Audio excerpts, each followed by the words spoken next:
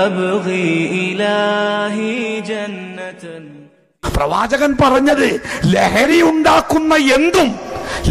ഉണ്ടാക്കുന്ന എന്തും അത് ഖംറാണ്. അത് കുടിക്കൽ മാത്രമല്ല സുഹൃത്തെ കുറ്റം. കള്ളുമായി ബന്ധപ്പെട്ട് 10 ആളുകളെ ലോകത്തിന്റെ ഹബീബ് ശപിക്കുന്നുണ്ട്. കള്ള് കുടിക്കുന്നവൻ, അത് വാങ്ങിക്കൊടുക്കുന്നവൻ, അത് വിൽക്കുന്നവൻ, അത് എത്തിച്ചു കൊടുക്കുന്നവൻ, അത് വാറ്റുന്നവൻ, അതിന്റെ പണം വാങ്ങുന്നവൻ, അത് കയ്യിൽ കൊണ്ടുപോകുന്നവൻ എന്നിങ്ങനെ എണ്ണീട്ടേ 10 ആൾക്കാരെ അള്ളാന്റെ റസൂല് ശപിക്കുന്നുണ്ട്. കുടിക്കണോ മാത്രല്ല, ഗൾഫിൽ നിന്ന് പോരും വേണ്ടി നമ്മളെ കൊല്ല സുഹൃത്തുക്കളെ ദുബായ് ഡ്യൂട്ടി ഫ്രീയിലൊക്കെ കയറും. ഡ്യൂട്ടി ഫ്രീ കയറിയിട്ട് എന്താ നിങ്ങള് ആ മൂലൊക്കെ ഉണ്ടാവും നല്ല കുപ്പി, ചൊറുക്കുള്ള കുപ്പി.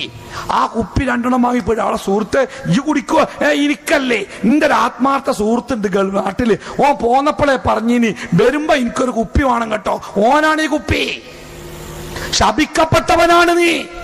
ആ കുടിക്കുന്നത് പോലെ അള്ളാഹുവിന്റെ അടുക്കൽ ശപിക്കപ്പെട്ടവനാണ് അത് കൊണ്ടുകൊടുക്കുന്നവൻ. പറഞ്ഞേ കൊണ്ടുകൊടുക്ക. ഓട്ടോറിക്ഷക്കാരോട് പറയണതാ കുപ്പി വാങ്ങിത്തരാ, അവിടെ കൊടുക്കട്ടോ 100 റുപ്യ.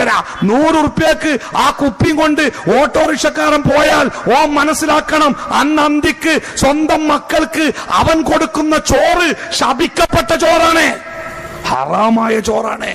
ഹറാമായ ഭക്ഷണത്തിൽ നിന്നും വളർന്നു വരുന്ന ശരീരം നരകത്തിന് അവകാശപ്പെട്ടതാണ് എന്ന് ലോകത്തിന്റെ ഗുരുനാഥൻ. ഹക്കും ബാത്തിലൊക്കെ എല്ലായിടത്തും നോക്കണട്ടോ.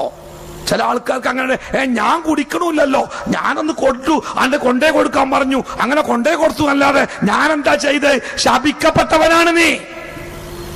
എഞ്ചിനീയർമാരെ കൊണ്ട് ഒപ്പിടിക്കാൻ വേണ്ടി, മേലുദ്യോഗസ്ഥന്മാരെ കൊണ്ട് വൃത്തികേടുകൾ ചെയ്യിക്കാൻ വേണ്ടി അവർക്ക് കുപ്പികൾ സമ്മാനിക്കുന്ന കീഴ്ജീവനക്കാരും കോൺട്രാക്ടർമാരും ഒക്കെ ഉണ്ട്. ബാറിലെ അവരുടെ ബില്ലുകൾ പിന്നാലെ പോയി അടച്ചു കൊടുക്കുന്ന 5 നേരം പള്ളിയിൽ നിസ്കരിക്കുന്ന കോൺട്രാക്ടർമാരുണ്ട് മുസ്ലിങ്ങളായിട്ട്.